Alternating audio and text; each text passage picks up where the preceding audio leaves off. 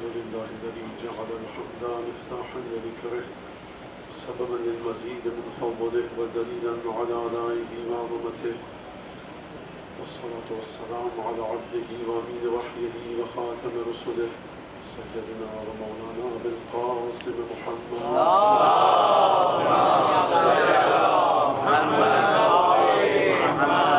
وعلى أهل بيته الطيبين الطاهرين الذين أذهب الله عنهم الرجس وطهرهم تطهيرا وعلى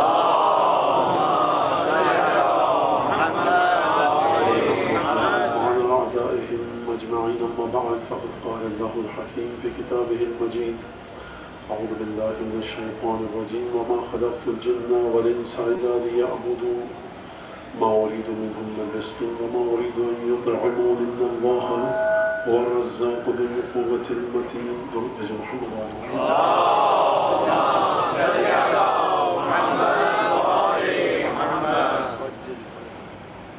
موضوع آپ کے سامنے ہے رزق الہی. سوال یہ آیا ہے کہ گفتگو موضوع سے مربوط ہوتی ہی لگ نہیں رہی کیونکہ سوال سننے والے کا ہے. محترم ہے میرے لیے ایک سننے والا، تو میں 2-3 لمحوں میں اس کا منٹوں میں شاید جواب دے کر دیکھیے جب موضوع آتا ہے بات ہو رہی ہے تو ہمارے رزق الہی کے عنوان سے میں نے آپ کی خدمت میں عرض کیا کہ رزق بلند ترین رزق یعنی ایمان. اور ایمان کس پر؟ خدا پر. اِنَّ إِلَى رَبِّكَ الْمُنْتَهَى. تو اب جو ذات خداوند تبارک و تعالیٰ کے بارے میں بہترین معرفت عطا کرے گی اور اس طرح سے وہ گفتگو فرمائے گی وہ ذات کہ جو خدا کے بارے میں گفتگو کرنے کا طریقہ ہے اس علم کو لے کر آگے بڑھے گی.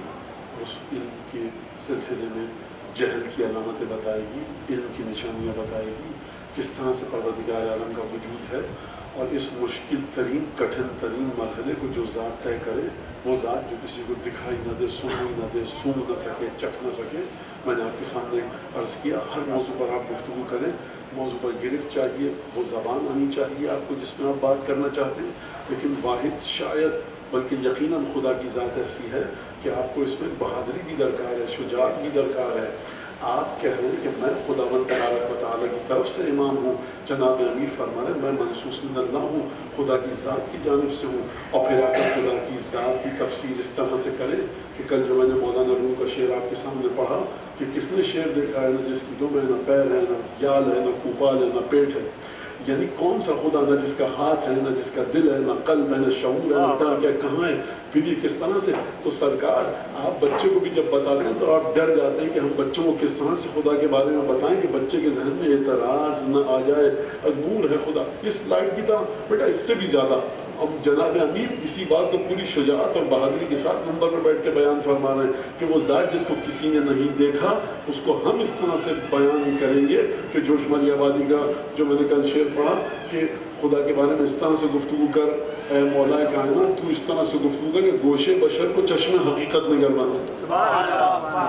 میں ایک بات کہتا ہوں، اردو ادب کی تاریخ میں اور فارسی اور عربی ادب کی تاریخ میں جہاں تک تھوڑی بہت مجھے پتا ہے توحید کے بارے میں مولا کائنات کو مخاطب کر کے کسی نے ایسا شعر کہا نہیں جہاں تک مجھے پتا ہے. اب کل آپ لے آئے تو مجھے میرے میں اضافہ ہو. تو بات یہ چل رہی ہے اور کس طرح سے علم کو اس کی حقیقی معنوں سے حاصل کیا جائے. پروردگار عالم نے اپنے انبیاء کو جو فضیلت دی، نبی کریم کو جو فضیلت دی، با فضیلت ترین مرحلہ نبی کریم کا، اور پھر اس کے بعد جو نبی کریم کو فضیلت دی وہ علم کی بنیاد پر دی. صبر، تقوی، علم، یہ تمام کی تمام صفات علم کی جانب لوٹتی ہیں کہ علم کتنا ہے. یعنی ذات قدوس الہ. ایک گھنٹے تک اس کو اس طرح پکڑ سکتے ہیں، بے فکر بیٹھے ہیں، کوئی مسئلہ نہیں. اگر محمد والے محمد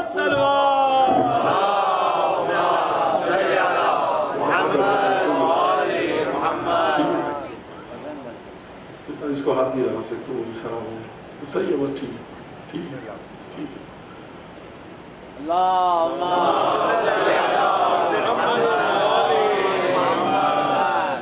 تو آپ کس طرح سے بنیاد سے لے کر چلیے اور پھر اس کے بعد جو مجھے آج گفتگو آپ کے سامنے پیش یہ سب باتیں میں نے عرض کی.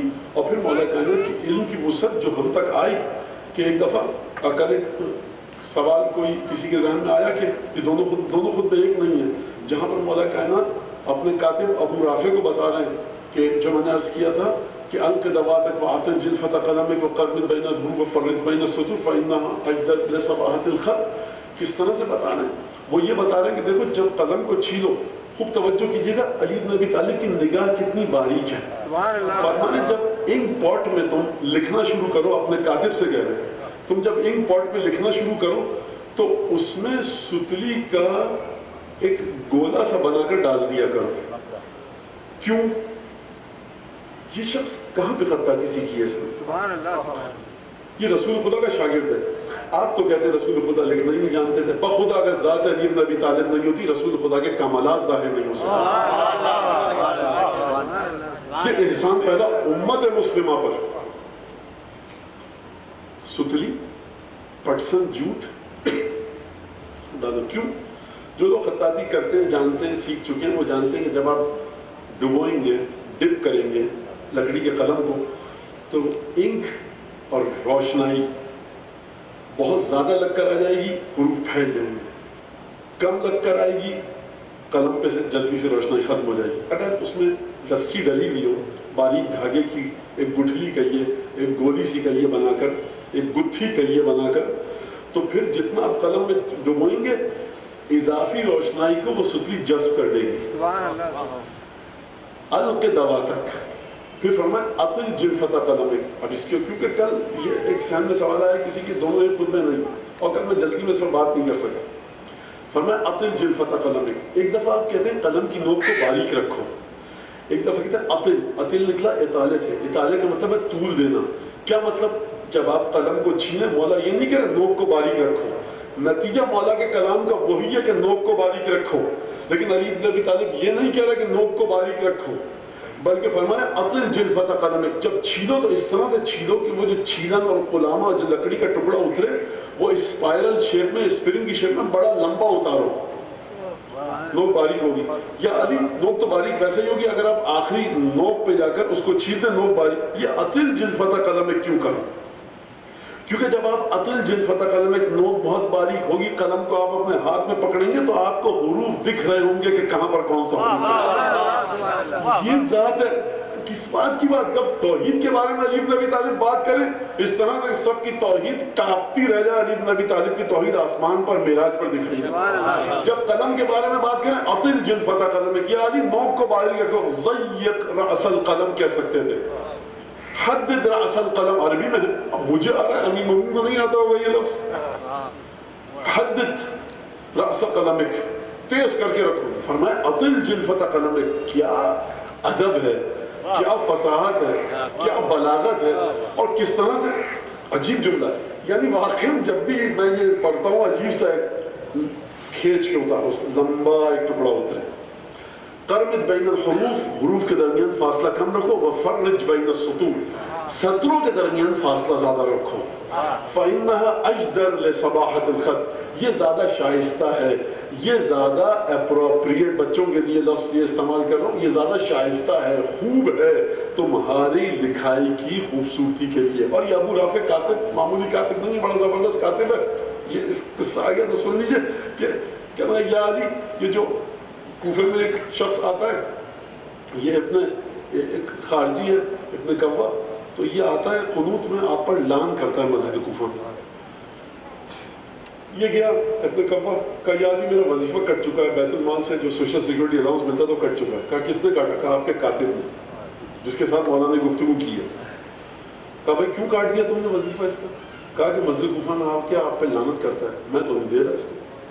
مولانا نے کہا تم کوفے کی سیکورٹی امن و امان کے لیے کوئی خطرہ تو نہیں ہو؟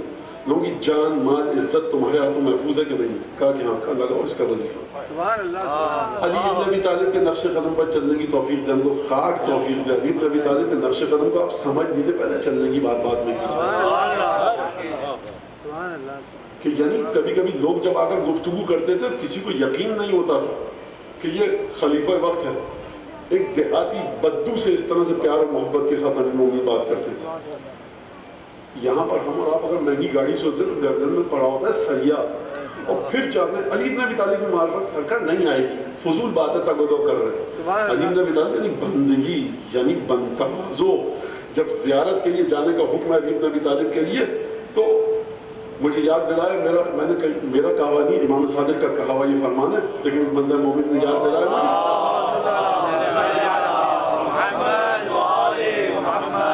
الق زقنک، اپنی چھٹی کو گرا کر جاؤ، سینے پہ لگی رہے جب ہماری زیارت کے لیے آؤ، گردن اکڑا کہ یہاں مت آؤ، واپس چلے جاؤ۔ تو کیوں؟ روح ہے علی بن ابی طالب نام ہے تعبد اور بندگی کا۔ جس طرح سے سر جھکا کر رسول کے ساتھ رہے، ہم سر جھکا کر رسول سے سیکھیں اور تم گردن اکڑا کر چلو، نہیں ہو سکتا یہ۔ تو آپ دیکھیے کس طرح سے یہ جملہ، اور میں نے آپ کے سامنے بتا دیا۔ اور جب کل محمد حنفیہ کو بتایا، کیا فرمایا؟ علم ببصرک اقصى القوم، بیٹا حملہ کر رہے ہو اپنی آنکھوں کو لشکر کے آخری صفوں پر رکھنا، وَأَعِرَ اللَّهُ جُمْجُمَتَكَ، اپنے سر کو خدا کو دے دو، بھول جاؤ سر تمہارا ہے، وَأَضْ عَلَى نَاجِزِكَ، دانتوں کو بھینچ لو اپنے۔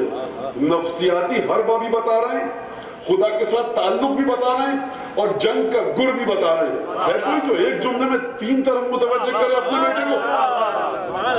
نفسیاتی حربہ کیا ہے؟ دانتوں کو بھینچ لو، خبردار کپکپاہٹ طاری نہ ہونے پائے، اور سامنے والے دشمن کو دیکھو مت، دیکھو تمہیں وہاں پر پہنچنا ہے۔ یعنی کیا مطلب؟ جب ہم کہتے ہیں کہ بیٹا دیکھو تمہیں انٹر کے بعد فلاں کالج میں جانا ہے، اس کالج پر نظر جما کر پڑھائی کرو، بڑا ایک سائیکولوجیکلی ہم بات کی، علی بن ابی طالب 1400 سال پہلے فرما کر چلے گئے، اور پھر فرمایا بھول جاؤ سر تمہارا، یہ سب تم نے خدا کو دے دیا۔ اعِرَ اللَّهَ جُمْجُمَتَكَ وَعَضْ عَلَى نَاجِزِكَ، دانتوں کو بھینچ لو، علم ببصرک اقصى القوم، آخری صف پر دشمن کی نظر رکھنا، لیکن جان لو، گھمنڈ نہ ہے، وَعْلَمْ إِنَّ النَّصْرَ مِنْ عِنْدِ اللَّهِ الْعَزِيزِ الْحَكِيمِ، فتح اسی کی جانب سے آئے گی۔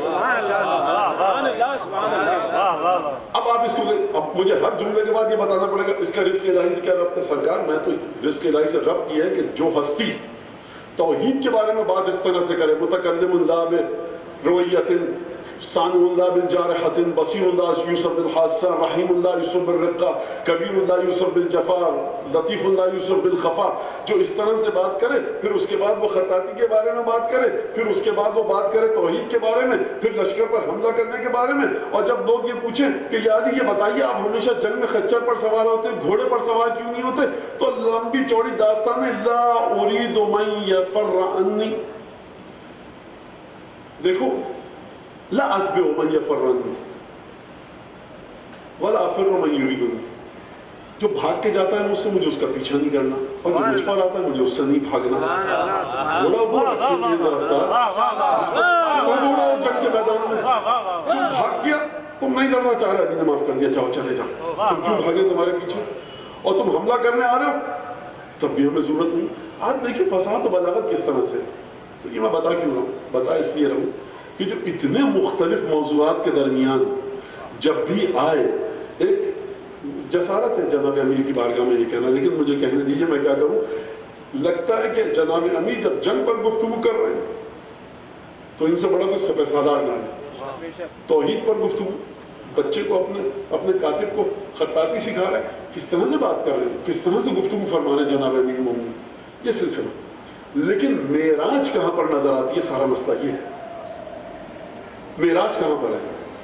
یعنی خود علی بن ابی طالب لمبے سجدے کریں، خطبوں کے بارے میں جو سید رضی نے لکھا ہے کہ جب کھڑے ہوئے خطبہ دینے کے لیے تو علی جبینہ مولا کی پیشانی پر کسفنۃ البعیر، اونٹ کے گھٹنے کی طرح جو گٹا پڑ جاتا ہے وہ مولا کی پیشانی پر تھا، لمبے لمبے سجدے کر رہے ہیں، لیکن لمبے سجدے کرنے والوں کو پسند نہیں کر رہے شرائط کے ساتھ۔ آپ جس فعل کے ذریعے، جن اعمال کے ذریعے سماج میں معروف ہوتے ہیں، ان اعمال کے خلاف آپ خود چلیں اور لوگوں سے کہیں کہ دیکھو اس عمل کو انجام مت دو، یہ ایک بڑا ایک پیراڈاکس ہے، ایک پیراڈائم ہے، بڑا مشکل ہے، یہ گتھی ہے جو سلجھائے نہیں سلجھے گی۔ آپ خود عبادت کریں کہ تم کیوں کر رہے ہو عبادت، ختم، غلط، نہیں کر سکتے۔ تم سادہ کھانا کیوں کھا رہے ہو، مت کھاؤ۔ تم یہ کیوں کر رہے ہو، نہ کرو۔ قاتل کے سینے پر چڑھ جائیں لیکن ایک دفعہ ہٹ جائیں، بزدلی کا تانا ملے، علی بن ابی طالب کو اس کی کوئی پرواہ نہیں ہے۔ بالا ترین، عمدہ ترین اور عجیب ترین صفتوں میں سے ایک علی بن ابی طالب کی، لم تأخذہ فی اللہ لومۃ لائم، کبھی کسی ملامت کرنے والے کی ملامت نے راہ خدا پر چلنے سے علی کو روکا نہیں۔ صاحب میں ایک مثال دیتا ہوں چھوٹی سی، آپ وزیر اعظم، صدر، بہت بڑا عہدہ، کمشنر، ڈپٹی کمشنر، آپ کی کمپنیاں ہیں، آپ ایم ڈی، جی ایم، کیا کیا، پورا شہر وہ گلی جانتی ہے آپ کو. آپ نے دیکھا خدا نخواستہ قرآن کا ورق نجس پانی میں پڑا ہوا ہے.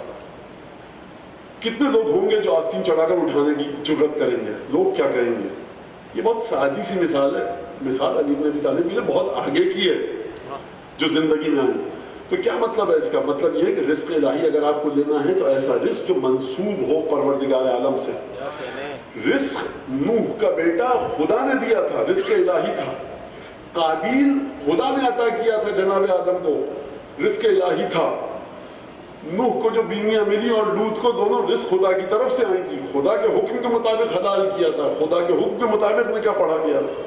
نوح کا بیٹا خدا کی جانب سے رزق تھا. تمام کے تمام انبیاء، تمام کے تمام اولیاء کہ جن کو جو چیزیں ملی وہ خدا کی جانب سے رزق تھی. جو بڑے بڑے بادشاہوں کو تخت و تاج ملا اگر حرام کی بنیاد نہ ہو تو خدا کی جانب سے رزق تھا. مسئلہ سارا بشریت کا یہ ہے کہ رزق جب چلتا ہے تو ذات خدا کی طرف سے چلتا ہے. جب انسان وصول کرتا ہے تو ذات خدا کی جانب سے وصول کرتا ہے. کتنے لوگ ایسے ہیں جو رزق کے انتصاب کو، ایٹریبیوشن کو، نسبت کو محفوظ رکھتے ہوئے اس رزق کو مزید کمال پر پہنچائیں.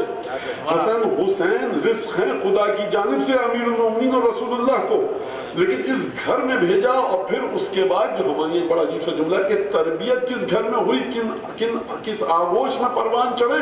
تو اس رزق کو مرحلہ کمال پر پہنچانا یہ بندے کا کمال ہے. اگر کوئی بندہ خدا کے بندوں کو، خدا کا کوئی بندہ خدا کے بندوں کو یہ گر اور طریقہ اور روش اور طور طریقے سکھا جائے، یہ بندہ اور خدا کا یہ عبد الہی اس قابل اور لائق ہے کہ ہر چیز کو اس سے دیا جائے، کیونکہ یہ رزق الہی کے بارے میں تشریح کر رہا ہے. اور رزق وہ ہے جو آپ کے بدن کو نشو و نما دیتا ہے. اب یہ بتائے گا کہ برزخ میں تمہیں کیا کرنا ہے، یہ بتائے گا قبر میں کیا کرنا ہے، دنیا میں کیا کرنا ہے، کیونکہ رزق کے طریقے یہ بتا رہا ہے. رزق کو اس طرح سے حاصل کرو تمہارے وجود میں جب یہ رزق آئے تو برزخ میں تمہاری زندگی سکون سے گزرے، دنیا میں سکون سے گزرے، آخرت میں سکون سے گزرے. اب اگر بشریت ایسے انسان کو چھوڑ کر کہیں اور جائے تو وہ رزق الہی نہیں ہے. پر محمد و آل محمد صلوات.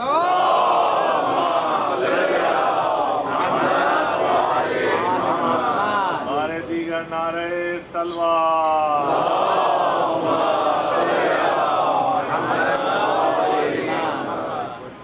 باریک ترین مرحلہ کون سا ہے؟ حساس ترین مرحلہ سمجھانے کا اور سمجھنے کا. امیر المومنین جب بھی بات آتی ہے تو شجاعت کا ذکر آتا ہے، علم کا ذکر آتا ہے. یہ دو بنیادی صفات ہیں جیسے. اب آپ دیکھیں گے کہ امیر المومنین نہج البلاغہ میں صفات امیر المومنین گفتگو جو ہے مولا کی بڑی متضاد ملتی ہے. اور اس لیے پیچیدہ ترین جو آیت ہے خدا کی وہ جناب امیر کی ذات ہے. ناقابل توقع اعمال سرزد ہو سکتے ہیں، ناقابل توقع افعال سرزد ہو سکتے ہیں. آپ اور ہم اپنے ذہن کے کسی کٹہرے میں، کسی چوکٹے میں، کسی فریم میں علی بن ابی طالب کو فٹ نہیں کر سکتے، نہیں بٹھا سکتے. آپ خود میں پڑھ رہے ہیں نجم بلاغ، ایک دم سے اچانک خود بات ہے، یہ کیا فرما رہے ہیں؟ یہ تو پچھلی باتوں کی نفی ہے، یہ تو پچھلی باتوں کی تردید ہے. کیسے حل کیا جائے اس مسئلے کو؟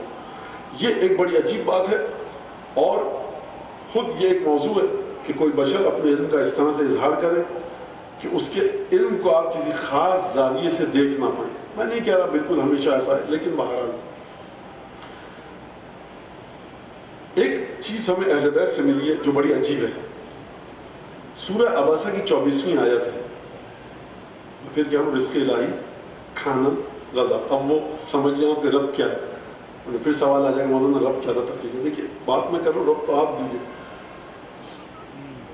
انسان اللہ فہم ہے. بس انسان کو چاہیے کہ انسان اپنے کھانے کی طرف دیکھے. اچھا جانور بھی دیکھتا ہے انسان اپنے کھانے کی طرف. تو یہ خدا نے کوئی واضح سی بات کی. تو خدا کہے کہ جب بھی جوتا پہنو دیکھ کر پہنو، اندر بچھو یا سانپ نہ ہو. تو ایک واضح سی بات ہے. یہاں پر امام حسن مجتبیٰ علیہ السلام سے جب پوچھا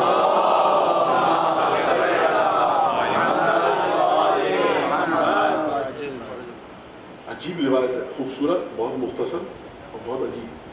کہا کہ مولا اس آیت کا مطلب کیا ہے؟ جو روایت منصوبہ مولا سے دوسرے امام ہمارے کہ فَلْيَنْظُرِ الْإِنسَانُ إِلَىٰ طَعَامِهِ، انسان کو چاہیے کہ اپنے طعام کھانے کی طرف دیکھے. یہ سے مراد کیا ہے؟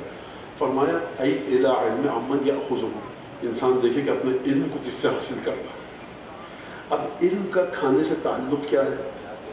خدا نے یہاں پر خود علم کا لفظ کیوں نہیں استعمال کیا، طعام کا لفظ کیوں استعمال کیا؟ اور امام حسن مجتبیٰ اس کو طعام کو علم کے معنی میں کیوں لے رہے ہیں؟ تو دیکھیے اگر کوئی امام حسن مجتبیٰ سے پوچھے مولا کیا جواب دیں، یہ مولا کو پتہ ہے، مجھے نہیں پتہ.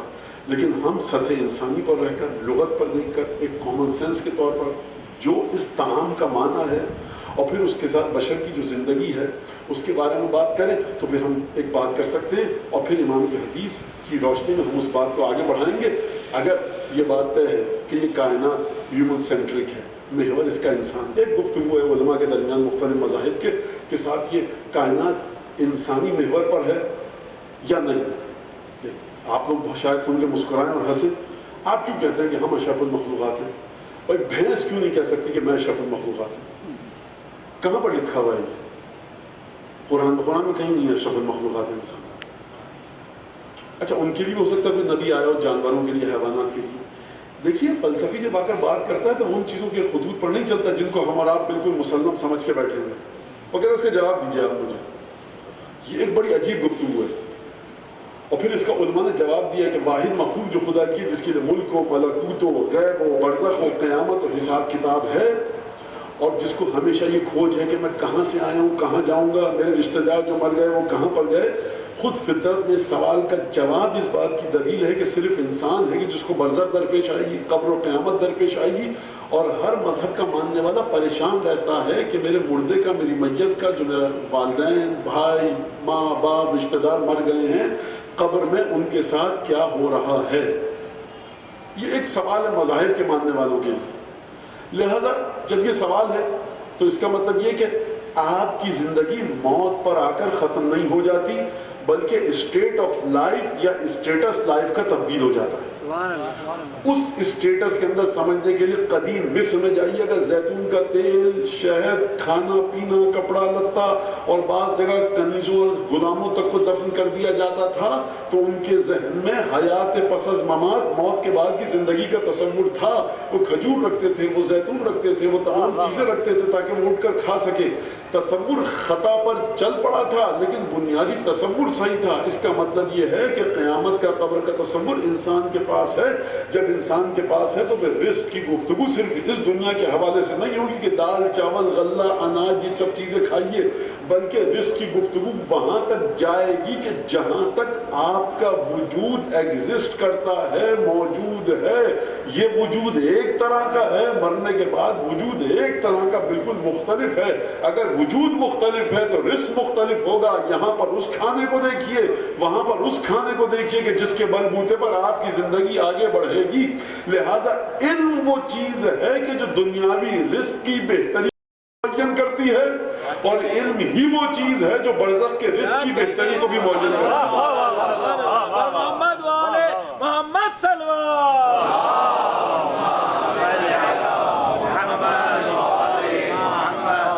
یہ سب علم ہے. امام نے فرمایا علم کو دیکھو کس سے دیا.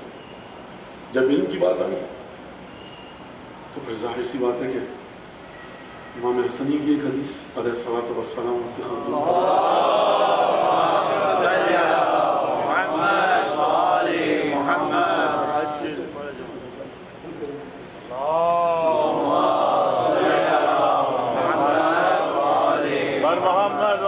محمد بلند تر سلوات.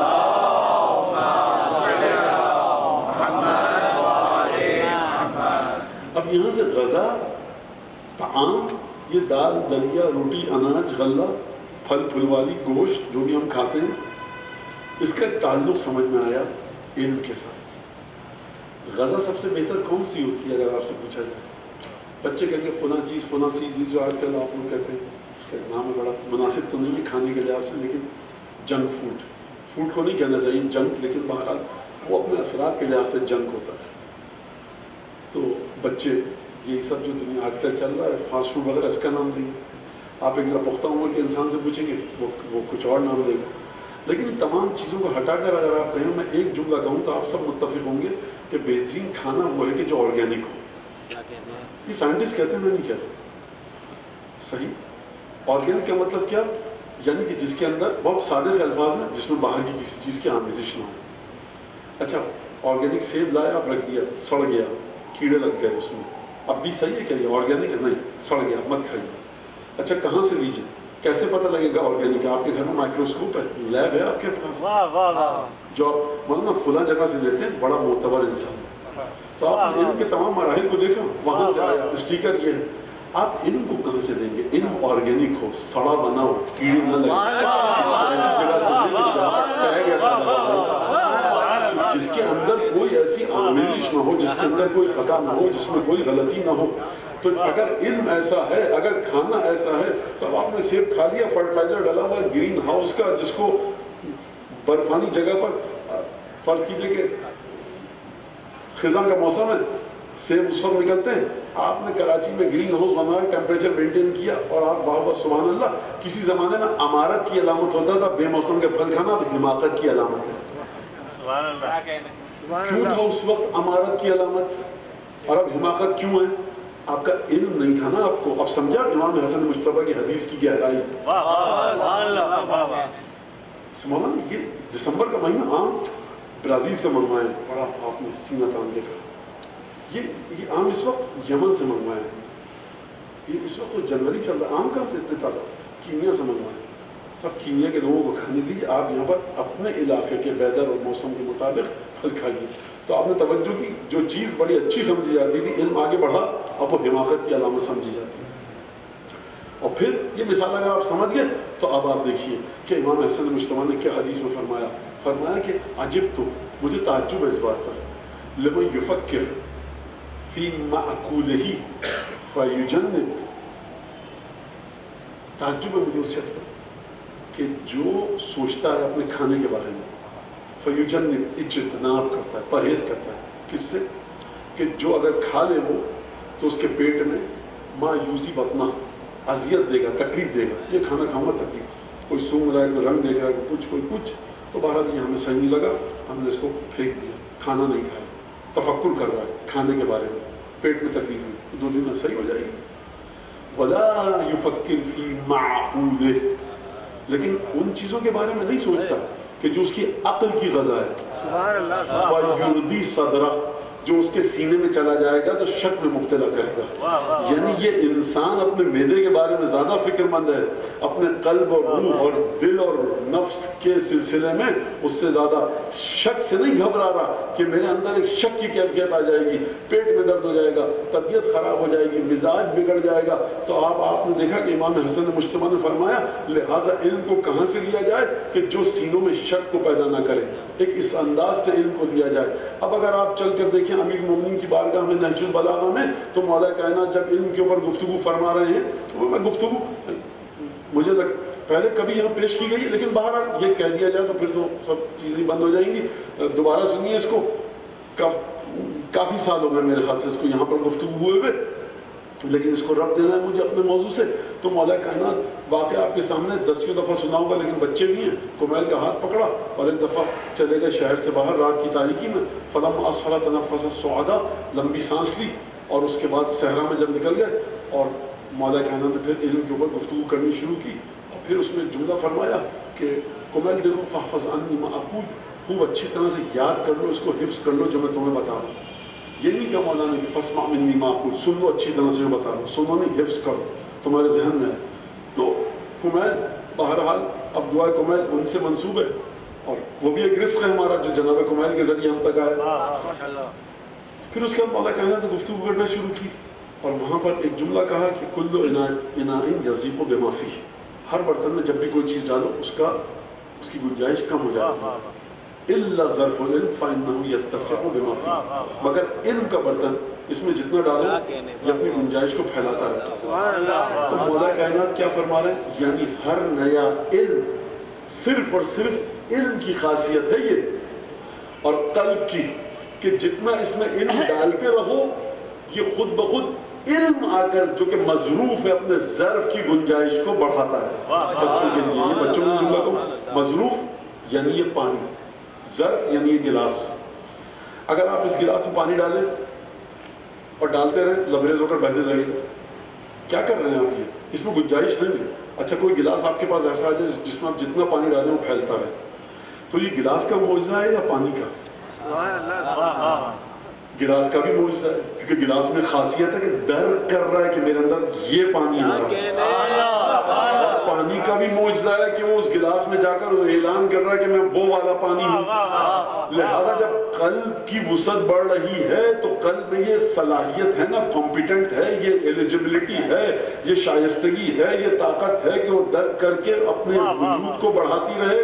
اور علم کی خاصیت یہ ہے کچھ بھی ڈالیں گے وہ تنگ ہوتا رہے گا، لیکن جب علم آئے گا پھیلتا رہے گا. اس میں حسد ڈالیے، بغض ڈالیے، کینہ ڈالیے، نفرت ڈالیے، تکبر ڈالیے، دل تنگ ہوتا رہے گا، معاشرے کو منفی نگاہ سے دیکھیں گے، زندگی میں لذت نہیں رہے گی. لیکن ایک دفعہ مرحلہ توحید پر پہنچے، علم میں توحید ڈالیے، ہر چیز آپ کو خداوند تبارک و تعالیٰ کی جانب سے لگے گی، یا انعام لگے گا یا امتحان لگے گا یا درجات بلند ہوتے ہوئے لگیں گے، اور ایک دفعہ یہ ظرف پھیلنے لگ جائے گا. مولانا نے فرمایا فَإِنَّهُ يَتَّسِعُ بِمَا فِيهِ، یہ دل ایسا ہے جو علم کا برتن ہے کہ جس میں جتنا علم ڈالو یہ اپنی گنجائش کو وسعت دیتا رہتا ہے. جب وسعت دیتا رہتا ہے. اب مولا کائنات نے گفتگو شروع کی. حالانکہ خزان العلم خزان المال، ہلاک ہو گئے وہ لوگ جو مال کو بچا بچا کر رکھتے ہیں، اپنے خزانے میں بڑھاتے ہیں. اور جو لوگ علم حاصل کرتے ہیں، العلماء باقون ما بقی الدہر، علماء باقی، ان کا ذکر باقی جب تک یہ زمانہ باقی. کیسے کا مولانا؟ علماء تو چلے گئے، شیخ توسی، خواجہ توسی، علامہ علی، شیخ مفید سب چلے گئے، زمانہ ہے یہ چلے گئے. تو یہ کیسے باقی ہے؟ یہ کس حیات کی بات کر رہے ہیں؟ کیا مولا یہ کہہ رہے ہیں جب تک دنیا چل رہی ہے ایک کے بعد ایک عالم آتا رہے گا؟ علی بن ابی طالب یہ بات کہنے کے لائق ہے؟ اسٹیٹس علی بن ابی طالب کا یہ ہے کہ جو ایک بچے کو بھی پتا ہو علی بن ابی طالب وہ بتائے. عالم اپنے علم کے وجود کے ذریعے باقی رہتا ہے. کتنے علماء ایسے جن کی کتابیں نظر آتش ہو گئی، دریا برد ہو گئی، صحرا دیا گیا، وہ کیسے باقی ہیں؟ ان کے شاگردن جو علم ان سے لے کر منتقل کیا، جب تک وہ سینہ و سینہ باقی ہے ان کا وجود باقی ہے. علماء باقون ما بقی الدہر. پھر اس کے بعد مولا کائنات نے ایک جملہ کہا کہ دیکھو کمیل الناس ثلاثہ، لوگ تین طرح کے ہیں، عالم ربانی، متعلم علی سبیل نجات، اور ہمج الرعا. یا تو وہ ہے عالم ربانی. یہ کون ہے عالم ربانی؟ یہ 14 12 5 جن کا علم براہ راست پروردگار عالم سے ہے، یا جو ان سے جڑے رہے، جن کا علم انہیں کی ذات کی تصویر ہو. ابو الفضل عباس علیہ السلام، جناب سلام اللہ علیہ، جناب علی اکبر، جناب فاطمہ معصومہ سلام اللہ علیہ، دختر گرامی امام موسیٰ کاظم، یہ ہے. اس کے بعد پھر ہم تو کہتے ہیں خدا عالم ربانی کے انتقال ہو گیا. عالم ربانی جو براہ راست اپنے علم کو پروردگار عالم سے حاصل کر. ہاں کیونکہ آپ اہل بیت سے لے رہے ہیں تو اس لحاظ سے آپ کا علم بھی رب سے لیا، اہل بیت سے لیا. لیکن عالم ربانی بہرحال مولا فرما رہے ہیں عالم ربانی اور متعلم علی سبیل نجات، یا وہ شاگرد ہے علم سیکھنے والا کہ جو نجات کے رستے پر ہے اور علم حاصل کرتا ہے. تیسرے لوگ کون ہیں؟ ہمج الرعا، یہ وہ خس و خاشاک ہیں. آپ نے دیکھا کہ جب ہوا چلتی ہے تو دھول، مٹی، گھاس پھوس کے ٹکڑے، یہ وہ خس و خاشاک ہے. تیسرا لحاظ، لہذا یا عالم بنو یا متعلم علی سبیل نجات، نجات کے رستے پر چلتے ہیں. ان کی خصوصیت کیا ہے؟ یمیلون مع کل ریح، ہر ذرا سا ہوا کا جھونکا چلتا ہے یہ لرز جاتے ہیں. لم یلجؤ الی رکن وثیق، نہ یہ کسی مضبوط ستون کی پناہ میں جاتے ہیں. ولم یستضیئوا بنور العلم، اور نہ اپنے امام کے علم کے نور سے علم حاصل کرتے ہیں. یہاں پر روک کے میں بات کہہ دوں، محرم کیا آتی ہے، ہر ٹرانے والے کی ٹراہٹ کی باہر آ جاتی ہے. سبحان اللہ. یہ کربلا، وہ کربلا، وہ والی کربلا، یہ والی کربلا. میرا بھی دماغ تنگ ہو جاتا ہے. کہتا ہوں بیٹا بچوں سے سوال بعد میں کر لینا، ابھی اشرا چل رہا. میں نہ کسی کے اوپر اعتراض، نہ توہین، نہ تحقیق. کیا آپ کا امام مر گیا ہے جو آپ ادھر ادھر جا رہے ہیں؟ کیا نہیں ہے امام؟ چھٹے اور پانچویں امام نے نہیں بتایا، مسلسل کہہ رہا ہوں، اس کے باوجود بھی سوال آئے. زیارت عاشورہ میں دیکھیے کیا لکھا ہوا ہے، جامع کبیرہ میں کیا لکھا ہوا ہے، آل یاسین میں کیا لکھا ہوا ہے. کربلا کا مطلب یہ ہے، کربلا سے بھائی جو کربلا سے آپ کو سیکھنا ہے سیکھے، جس عالم کی مجلس میں جانا ہے جائیے، جو کہہ رہا ہے سنیے، گریہ کیجیے، عزاداری کیجیے. عزاداری پر حرف نہ آئے، ہر عالم جس کے جی چاہ رہا ہے آپ مجلس میں جائیے، بالکل کوئی حرج نہیں ہے.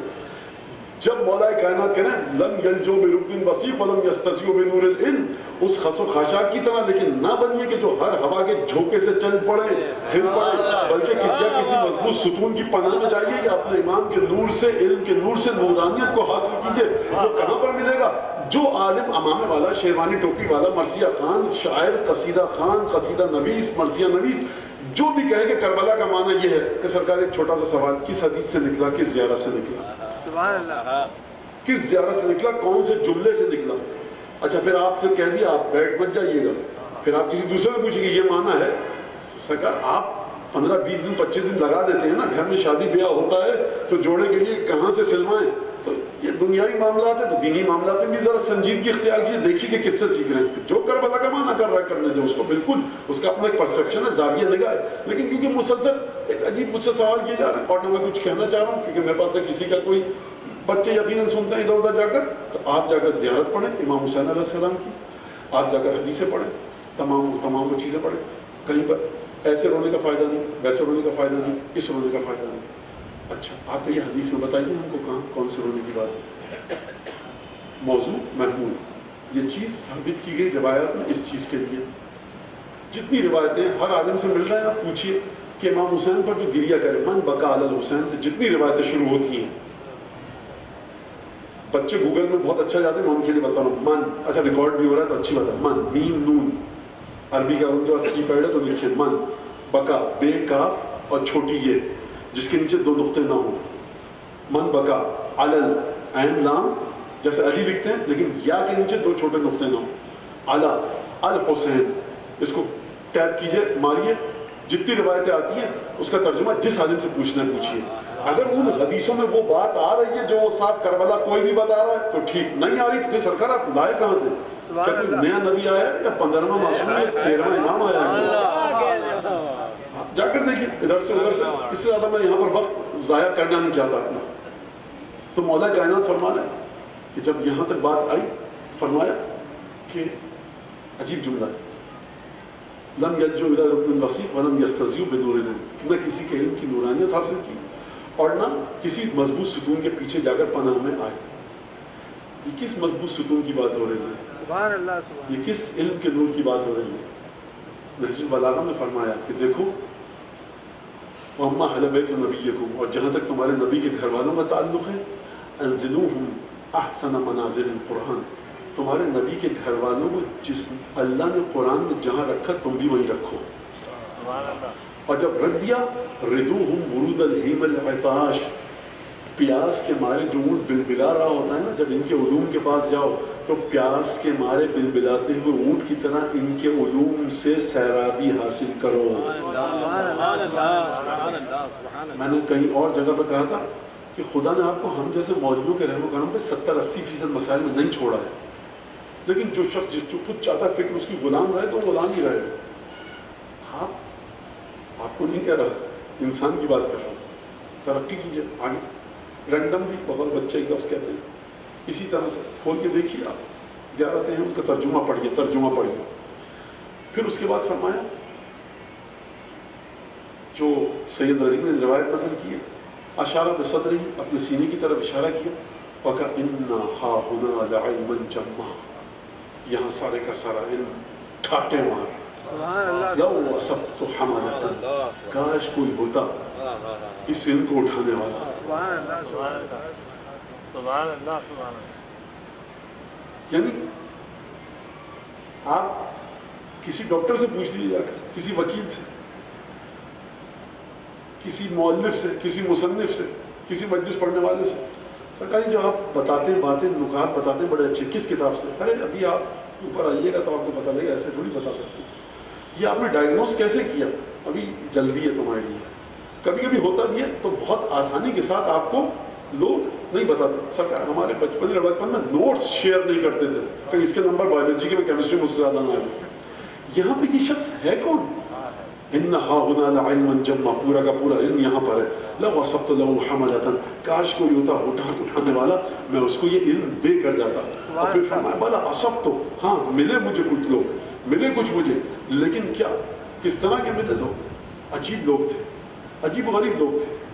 مولانا اس کے بعد ان لوگوں کی کہ جو مولا کی زندگی میں آئے اور اس کے بعد امیر المومنین نے ان لوگوں کو دیکھا اور اپنا علم دینے سے انکار کیا.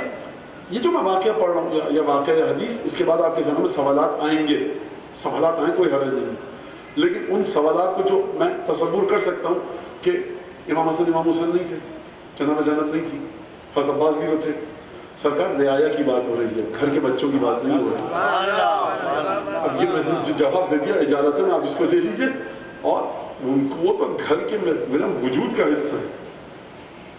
یہ باہر کی بات کہ تم جا کر ان کو پھیلاؤ اور دیکھو. بلا سب تو ہاں میں نے دیکھا لقنا غیر معمول علیہ، صرف زبان چلتی تھی. اگر میں اپنا علم دیتا تو مجھے اعتماد نہیں تھا کہ یہ میرے علم سے فائدہ کیا اٹھائے گا. مولا کائنات نے دو نقائص بتائے پہلے گروہ کے کہ مستظہرا بنعم اللہ علی حججہ وعلی عبادہ. جو میں دیتا نا علم اس کو، یہ اللہ کے بندوں پر اس کے ذریعے فوقیت جتانا چاہتا تھا، میں نے نہیں دیا.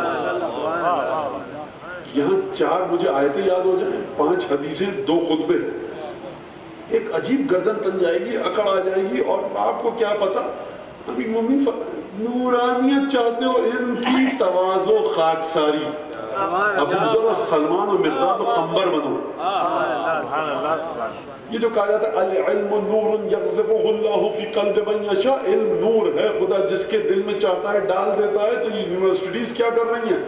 علم الگ ہے، علم نورانیت کے ساتھ آنا الگ ہے. وہ علم جو نورانیت کے ساتھ آتا ہے، مولا کائنات بتائیں گے ابھی آپ کو کہ کس طرح سے علم نورانیت کے ساتھ آتا ہے.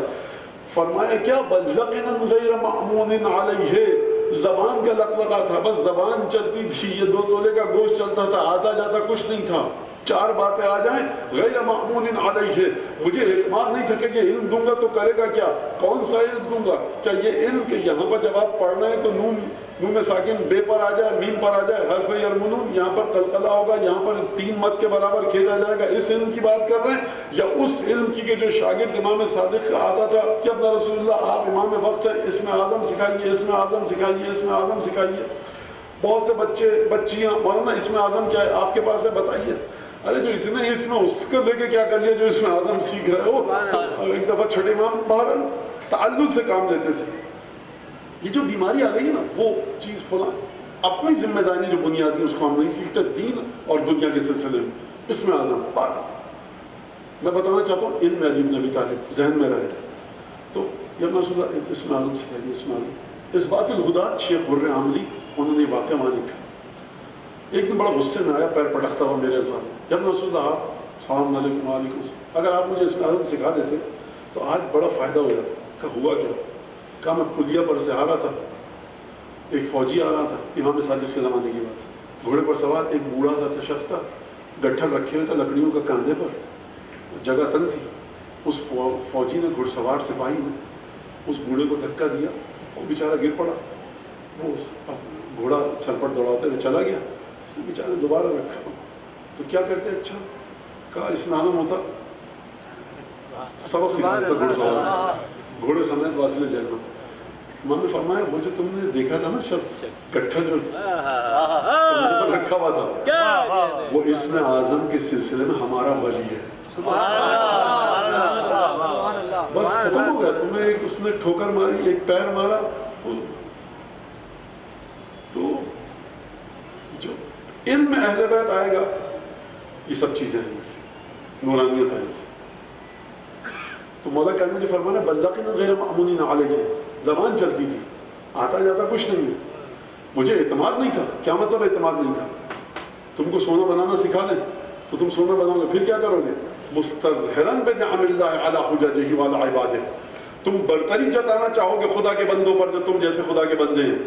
ہمارا علم برتری کے لیے نہیں ہے، صاحب تصرف ہیں. ایمان کے 10ویں درجے پر مقداد اور سلمان فارسی، لیکن زندگی دیکھیے کس طرح سے. مولا فرما رہے جناب امیر خدا کے بندوں پر بھی یہ برتری جتلاتا عَلَى حُجَجِهِ اور حجت خدا پر بھی برتری جتلاتا.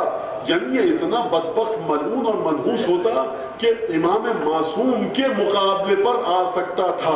اب میں آپ سے سوال کرتا ہوں، علی بن ابی طالب نے نعوذ باللہ بخل اور کنجوسی کی وہ دے دیتے یا یہ نیک کام کیا؟ مولا کو مولا مان کر جواب مت دیجیے گا، عام بشری سطح پر لا کر جواب دیجیے مجھے. اے شخص اگر میں تجھے سکھا دیتا تو ہمارے مقابلے پر آتا، تو خدا کے بندوں کے مقابلے پر آتا، جہنمی ہو جاتا. ہمیشہ علی کا عطا کو روک لینا تمہارے نقصان کا باعث نہیں ہے، کبھی کبھی فائدہ بھی ہوتا ہے. کبھی کبھی فائدہ بھی ہوتا ہے مصلحت کے اندر. اور قرآن کی آیت کے ذریعے اس بات کو سمجھیے، آسان تکرہوا شیئا وہو خیر لکم وان تحبوا شیئا وہو شر لکم. ہو سکتا ہے کوئی چیز تم پسند کر رہے ہو وہ شر ہے تمہارے لیے، ہو سکتا ہے کوئی چیز تم بری لگ رہی ہے تمہیں، تمہارے لیے اچھی ہے. واللہ یعلم وانتم لا تعلمون، سورہ بقرہ. خدا جانتا ہے تم نہیں جانتے. کیا مطلب خدا جانتا ہے تم نہیں جانتے؟ تو ہم کیسے سمجھ میں آئے ہمارے خدایا کہ جو چیز ہمیں مل رہی ہے یا نہیں مل رہی وہ اچھی ہے؟ جواب آئے گا کس لیے ہم نے علی بن ابی طالب کے ہاتھ کو خدا کا ہاتھ کہا ہے. جو علی دے رہے ہیں وہ خدا کا ہاتھ دے رہا ہے، جس کو علی روک رہے ہیں وہ خدا کا ہاتھ روک رہا ہے. فرمایا کیا فرمایا؟ جو پہلا ٹکڑا عرض کیا میں نے آپ کے سامنے پیش کیا خطبے کا یا حدیث کا اس کا کہ لقن غیر مأمون علیہ. دوسرے کون گروہ تھے جس کو ہم علم نہیں دے سکتے تھے اپنا؟ فرمایا دوسرے وہ لوگ تھے کہ جن کے بارے میں نعم منقادا لحملۃ الحق. یہ وہ لوگ ہیں جو ہمارے مقابلے پہ نہیں آئیں گے، خدا کے بندوں پر اطراء کر تکبر اور غرور نہیں جمائیں گے. یہ وہ لوگ ہیں منقادا لحملۃ الحق، جو حق کے حامل ہیں. یہ ان کے آگے سر جھکا کر ملیں گے ان سے. ہم ہیں، عمار آ گیا، ابوذر آ گئے، سلمان آ گئے، حسن حسین آ گئے. ہم سے میں مولا کائنات کی زبان یہ تشریح پیش کر رہا ہوں. ہم سے مطلب کوئی بچہ سمجھے مولانا اپنے آپ کو کہہ رہے ہیں، تو یہ ہمارے آگے سر جھکا کر رہے گا منقادا لحملۃ الحق. لیکن مسئلہ یہ ہے کہ لا بصیرۃ لہ فی احنائہ ینقدح فی قلبہ لأول عارض من الشبہۃ. ادھر شک و شبہ کی کوئی بات آئی اور اس کے دل میں شکوک و شبہات کے بادل منڈلانے لگتے ہیں اور وہ دھوپ نورانیت کی ختم ہو جاتی ہے، گھٹا چھا جاتی ہے گمراہی شک و شبہات کی. لا بصیرۃ لہ فی احنائہ، علم کے جوانب پر، علم کی بارڈرز پر، علم کی محدودیت کے بارے میں کوئی بصیرت نہیں ہے اس کو. تو آپ دوسرا مرحلہ علم کا سمجھے. پہلا مرحلہ یہ کہ اعتماد ہو، زبان ہر جگہ نہ چلے. یعنی اگر ہم امام حسین علیہ السلام کے حرم مطہر کے گنبد کو خواب میں دیکھ لیں تو اتنا اتراتے ہیں کہ اللہ دے اور بندہ دے. تو اگر امام حسین خود ہمیں دکھ گئے اور امام حسین نے بیداری میں ہم سے ملاقات کر لی اور امام زمانہ نے بیداری میں ملاقات کی تو ہمارے قدم زمین پہ نہیں پڑیں گے سرکار. سبحان اللہ سبحان اللہ. توجہ کیجئے گا، خوب توجہ کیجئے اس بات پر. منقادا لحملۃ الحق، حاملان حق کے سامنے سر جھکا ہوا ہے اس کا. لیکن خرابی اس میں بصیرت نہیں ہے. تو بصیرت کے ساتھ لہٰذا اچھا نمازی ہونا، پرہیزگار ہونا صرف کافی نہیں ہے، بلکہ علم کو جب حاصل کیجئے تو علم کے جوانب، علم کے کنارے، علم کی بارڈرز، لمیٹیشن، محدودیتیں، یہ کہاں سے کون سا علم شروع ہوتا ہے، کہاں پر اصول دین ہے، کہاں پر فروع دین ہے، کہاں پر ہمیں عقل لڑانی چاہیے، کہاں پر بندگی اور تعبد کا مرحلہ ہے، کہاں پر امام کی بات کو من و عن مانے، کہاں پر امام کی بات کے مقابلے میں اپنی عقل کے گھوڑے سمجھنے کے لیے دوڑائیں.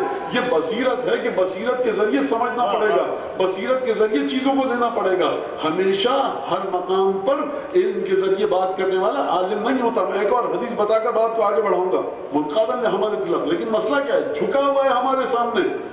لیکن لا بصیرۃ لہ فی احنائہ، علم کے بارڈرز، لمیٹیشن اس کو نہیں پتا کہ کہاں سے شروع ہوتے ہیں اور کہاں پر ختم ہوتے ہیں. لہذا جب یہ مسئلہ ہے ینقدح الشک فی اول عارض من الشبہۃ فی قلبہ، ادھر ذرا سی شک و شبہ کی بات ہوئی اور ادھر اس کے دل میں شک و شبہ کے بادل منڈلانے شروع ہوئے. یہ بھی نہیں چاہیے، یہ بھی نہیں چاہیے. او منہوما باللذۃ سلس القیادۃ للشہوۃ، تیسرا گروہ بھی ملا جو دنیاوی لذت میں غرق تھا. منہوما بالجمع والادخار، یہ چاہتا تھا ہم سے علم سیکھ کر صرف دنیاوی مال و دولت کو جمع کرے. اشبہ شیء شبہا بہم کالانعام الصائمہ، ان کی سب سے بہترین مثال تیسرے گروہ کی وہ چوپائے جو گھاس کھاتے ہیں، بخدا کسی زبان میں طاقت نہیں کہ اس طرح سے گفتگو کر سکے۔ لہذا یاد رکھیے گا عالم کی پہچان علم کے ذریعے نہیں ہے صرف، نہج البلاغہ کے خطبوں کی روشنی میں ان کو پڑھ کر ہضم کر کر پھر علم کے بارے میں ابھی ایک حدیث اور میں بتاؤں گا اور پھر بات کو آگے بڑھاؤں گا۔ شاید بہت سے لوگ ہمارے سامنے بھونچکا رہ جائیں کہ یہ بات کیا ہوئی۔ اب یہاں پر مولا کائنات علم کی تعریف کر رہے ہیں، علم کی تعریف کی، اب اس کے بعد برائی کس کی جو صاحب علم ہے، جو علم کو حاصل کرنا چاہتا ہے اس کی شرائط بتائیں۔ دیکھیے علم کی برائی نہیں فرما رہا ہے مولا کائنات، اس کی جو علم کو حاصل کرے گا شرائط کو بیان فرما رہے ہیں۔ اور یہ علم تک بات کیوں آئی؟ کیونکہ رزق الہی بنیاد ہے سب سے پہلے، ينظر الانسان الى طعامه، انسان کو چاہیے کہ اپنے کھانے کو دیکھے، یعنی اپنے علم کو دیکھے۔ جب اپنے علم کو دیکھے گا اب یہ علم کی گفتگو چل رہی ہے، توجہ ہے آپ کی، موضوع سے مربوط ہو رہی ہے گفتگو۔ میرا پھر وہ عزیز سننے والا اعتراض کرے مولانا آپ پتہ نہیں کہاں چلے گئے تھے، تو میں یہیں پر ہوں بھائی، نجم البلاغہ سے دور کیسے جائیں گے؟ ہم دنیا بھر میں گھومتے پھرتے ہیں، لیکن کھوٹا جو بندہ ہے نا ہم سب کا، مجھ جیسے کا، وہ حرم امین مومنین بندہ گھوم پھر کے جو پالتو جانور ہوتا ہے نا وہ جہاں بھی چرے، لیکن شام کو پھر اپنے آقا کے چوکٹ پہ آ رہا ہے۔ پر محمد والے محمد صلی اللہ محمد والے محمد سجل فرجو بڑور دور امام زمانہ بلند تر صلوات جس کا رب نہیں سمجھ میں آتا اس پورے خطبے سے، مختصر سا خطبہ نہیں کہہ سکتے اس کو، گفتگو کہہ سکتے ہیں، کیونکہ روبرو ہو رہی ہے، بغل بچوں کے 1 to 1 گفتگو ہو رہی ہے، تو خطبہ نہیں کہہ سکتے اس کو، بہرحال گفتگو تھی۔ اب امام نے جملہ فرمایا جناب امین نے جس کا رب سمجھ میں نہیں آتا، قضا یموت العلم بموت حاملی، علم اسی طرح مر جاتا ہے اپنے حامل اور مالک کی موت کی سبب۔ اس کا رب کیا ہے اس سے؟ اس کا رب یہ ہے کہ جب صاحب علم مالک علم علی بن ابی طالب کو کوئی نہ ملے منتقل کرنے والا، تو دیکھو کمیل غنیمت جانو ہمارے وجود کو، ہم مر گئے تو اپنے ساتھ لے جائیں گے۔ سبحان اللہ سبحان اللہ۔ لہٰذا وہ اولادیں جو ایسی ماؤں کے بطن سے متولد ہوئے، ایسے باپوں کے صلب سے نکل کر آئے کہ جن میں یہ دونوں خصوصیات نہ ہو، تینوں خصوصیات نہ ہو، ان سے علی بن ابی طالب کتنا خوش ہوں گے کہ نہ یہ مال جمع کرنے کے تگودوں میں ہے، نہ اس کے دل میں شک و شبہ آتا ہے، بلکہ یہ علم کو سیکھتا ہے عمل کے لیے، روحانیت کے لیے، معنویت کے لیے، قبر و قیامت کے لیے۔ تو اب آپ سمجھیں کہ جو امام نے بار بار فرمایا کہ جو ہم محبت اہل بیت کی محبت لے کر پیدا ہو، اپنی ماں کے لیے کثرت سے دعا کریں۔ کیوں کریں؟ کیونکہ تیری ماں میں ایک شخص یہ خاصیت تھی کہ اس نے 9 ماہ اپنے وجود کے ساتھ متصل رکھ کر اپنے وجود کی غذا تم کو دی۔ تو غذا کا اگر آپ نے معنی کل کی تقریر کے ذریعے سمجھ لیا، جو میں نے آپ کو بتایا تھا کہ روٹی جو آپ کھاتے ہیں اس کا ایک پہلو معنوی اور روحانی ہے، دوسرا پہلو مادی ہے، مٹیریلسٹک ہے۔ مادے کو قابو کر کے رکھتا ہے، روحانیت کو قابو کر کے رکھتی ہے۔ یعنی جہاں پر محبت اہل بیت کے ساتھ اولادیں وجود میں آ رہی ہیں، ان کی خوبی یہ ہے کہ وہ ایسی اولادوں کی پرورش کر رہے ہیں کہ جو نہ ان میں ہے، نہ ان میں ہے، نہ ان میں ہے۔ قضا یموت العلم بموت حاملی ہے، صاحب علم کی موت کے ذریعے علم مر جاتا ہے۔ اگر ایسی اولادیں ہوں تو یہ اس علم کو زندگی دیں گی جو علی بن ابی طالب ورثے میں چھوڑ کر گئے۔ اب علم کی تعریف کر رہے ہیں مولا کائنات، اچانک علم کی برائی کر رہے ہیں۔ توجہ کی، میں نے شروع میں کیا کہا تھا؟ متضاد کیفیات ہیں۔ کیا فرمایا؟ فرمایا کہ دیکھو علم جو ہے نا وبال ہے، مصیبت ہے، چھوڑو علم حاصل مت کرو۔ یا علی ابھی تو علم کی تعریف، اب علم کی برائی۔ فرمایا من زاد علمہ علی عقل کان وبالا علیہ، جس کا علم اس کی عقل سے زیادہ ہو جائے اس کے لیے مصیبت ہے۔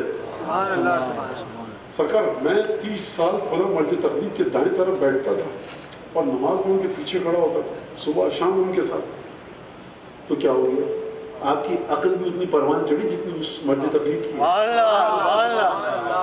تو بے تکے اور بے ڈھنگے میلاکات، معیارات اور کرائٹیریاز کے ذریعے شخصیتوں کو مت پہچان دیا۔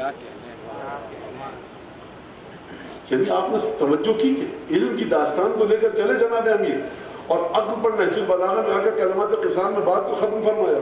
من زاد علمہ علی عقلہ کان وبالا علیہ، جس کا علم اس کی عقل سے بڑھ جائے اس کے لیے وبال ہے۔ کیا مطلب آباد ہے اس کا؟ بچے جو بیٹھے ہیں ان کے لیے میں کہوں کہ صاحب سائیکل ہے، اکثر دیکھتے ہیں ہم کراچی کی روڈ پہ ٹرک جا رہا ہے، سائیکل والے نے بڑی ذہانت کا مظاہرہ کرتے ہوئے پکڑ لیا ٹرک کو، پیڈل مارنے کی زحمت سے بھی بچ گئے اور بہت خوش ہوتے ہوئے جا رہے ہیں۔ یہ بیٹا چندہ جب یہ بریک لگائے گا نا تو مومنٹم اس کا اور تمہارا مختلف ہے۔ تم نے اس مرحلے کو سوچا ہے؟ تو آپ کے وجود تھا سائیکل کا، بنانے والے نے بریک لگائے تھے 30 کلومیٹر فی گھنٹہ کی رفتار سے کنٹرول کے لیے، 20 کلومیٹر۔ آپ اس ٹرک کے ساتھ کہ جو فاسٹ ٹریک میں چل رہا ہے اور چلانے والا سمجھتا ہے کہ میں آسمان سے اتر کر آیا ہوں، سڑک میری جاگیر ہے، اس سوچ کے ساتھ وہ چلا رہا ہے، اس کو پتہ بھی نہیں کہ آپ اس سے جڑ چکے ہیں۔ تو اب آپ بتائیے، اچھا اب اگر آپ اس کے بعد اسپورٹس کار کو پکڑ لیں تب کیا ہوگا؟ اور آپ اسی سائیکل کے ساتھ اسپیس شٹل کو پکڑ لیں کہ یہ چاند کی سیر کو جا رہی ہے، ہم بھی چلیں گے۔ سرکار آکسیجن کی ضرورت ہے، اسپیشل ڈریس کی ضرورت ہے، 2 سال کی ٹریننگ کی ضرورت ہے، باڈی فٹنس کی ضرورت ہے۔ کہاں آ گئے آپ علی بن ابی طالب کے ساتھ؟ یہاں سلمان آ کر بیٹھیں گے، ابو ذر باہر نکلیے جا کر اٹھا کر آ گئے، سلمان کے ساتھ گفتگو کر رہے ہیں علی بن ابی طالب۔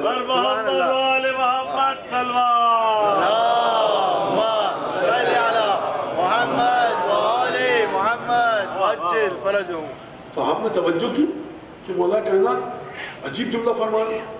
تو یہ متضاد کیفیات مطلب کیا ہے اس کا؟ مولا کائنات کیا فرما رہے ہیں؟ اب ان کے بارے میں سننا آپ نے کہ ان کی برائی کر رہے ہیں کس لحاظ سے؟ حاصل کرنے والے کے لحاظ سے۔ اپنی عقل کو دیکھو، عقل ہے تمہاری اتنی کہ نہیں۔ ایک دفعہ دنیا کے بارے میں کیا فرما رہے ہیں؟ دار بالبلاء محفوفہ، یہ دنیا وہ جگہ ہے کہ جو بلاؤں میں گھری ہوئی ہے۔ وَأَهْلُهَا أَغْرَاظٌ مُسْتَهْدَفَةٌ، اس میں رہنے والے وہ نشانہ ہیں جن کو رکھ کر نشانہ بعض نشانہ مارتا ہے۔ لا يُسْلَمْ نَزَالُهَا، اس کے اندر جو رہ رہا ہے وہ سکون سے نہیں رہے گا۔ اور یہاں پر جو حیات زندگی ہے، العیش فیہا مذموم، اس میں رہنا بڑا مصیبت کا کام ہے، بڑا کٹھن۔ کچھ نہ کچھ غلطیاں ہوتی رہتی ہیں، کبھی محلے والا، کبھی پڑوسی، کبھی گھر والے، کبھی دوست، کبھی احباب، کبھی دفتر والے، کچھ نہ کچھ ایک چپقلش چلتی رہتی ہے کہ عجیب مصیبت ہے، سکون کی جگہ نہیں ہے۔ مولا کائنات اس طرح سے برائیاں کر رہے ہیں دنیا کی، اور تمام کی تمام یہ گفتگو اب لوگ سنتے تھے کوفے میں کہ مولا کائنات ہمیشہ دنیا کی بے ثباتی کے بارے میں برائی کر رہے ہیں، دنیا بری کر رہے ہیں۔ ایک صاحب کو دیکھا مولا کائنات نے کہ دنیا کی برائی کر رہے ہیں، مذمت کر رہے ہیں۔ ایک دفعہ علی بن ابی طالب نے فرمایا ایھا الزام للدنیا، اے دنیا کی مذمت کرنے والے کیا کر رہا ہے تو؟ اچھا یہ صاحب خوش ہوں گے بڑے، ہم علی کے سامنے مذمت کر رہے ہیں تو علی کے واہ واہ سبحان اللہ۔ ایک دفعہ علی بن ابی طالب نے اپنے تیور اور لب و لہجے کو بدلا۔ آپ سمجھ رہے ہیں جو میں نے شروع میں کہا تھا، ناقابل توقع اعمال ہیں علی بن ابی طالب کے۔ سبحان اللہ۔ تو آپ کو تو یہ پسند تھا تو ہم آپ کے سامنے کر رہے ہیں۔ اس نے نہیں کہا، میں یہ کہہ رہا ہوں، فرض کیجئے ایھا الزام للدنیا اتفتر بالدنیا، ہمیں دنیا سے، عجیب جملہ ہے کہ تو دنیا سے دھوکہ کھایا ہے، تو دنیا سے دھوکہ کھا کر بیٹھا ہے، ام اخترت کا، یا دنیا نے تجھے دھوکہ دیا، انت المتجرم علیہا ام ہی المتجرمۃ علیک، تو نے دنیا پر کوئی ظلم ڈھایا یا دنیا نے تجھ پر ظلم ڈھایا؟ متى استحوت کا متى غرت کا، دنیا نے تجھے دھوکہ کب دیا، غلط راستے پر کب ڈالا؟ عجیب سنیے گا بات کو۔ اب آبائک من البلا، یہ جو تیرے باپ دادا سارے زمین کے نیچے جا چکے ہیں، اب آبائک، جو تیرے باپ دادا زمین کے نیچے جا چکے ہیں، ان کی قبروں کو دیکھ کر تو دنیا سے تکیہ لگا کر بیٹھ گیا؟ ہم بے مواجع امہاتک تحت الثری، یہ جو تیری دادی پر دادی پر نانی تھی، یہ جو قبروں میں جا چکی ہیں، ان کی قبروں نے تجھے دھوکہ دیا۔ خوب توجہ کیجئے گا، جب تو کہہ رہا دنیا نے مجھے دھوکہ دیا، تو دنیا نے کیوں دھوکہ دیا؟ تم نے دنیا سے دھوکہ کھایا۔ تم اپنے باپ دادا کی قبروں کو جا کر دیکھو، کوئی بھی اس دنیا میں کبھی نہیں رہا، یہ تم کیوں کہہ رہے ہو میرے سامنے دنیا کی مذمت کیوں کر رہے ہو؟